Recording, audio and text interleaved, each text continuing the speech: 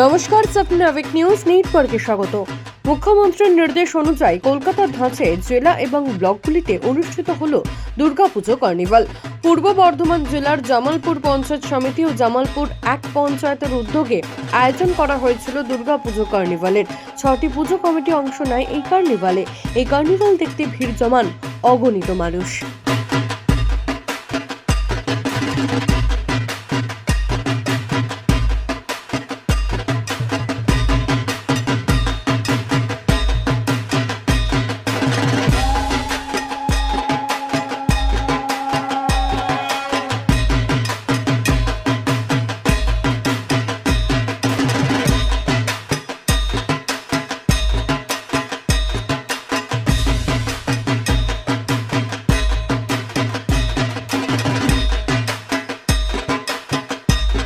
শ্যামল পাল, স্বপ্নাবিক news, পূর্ব Bardhaman.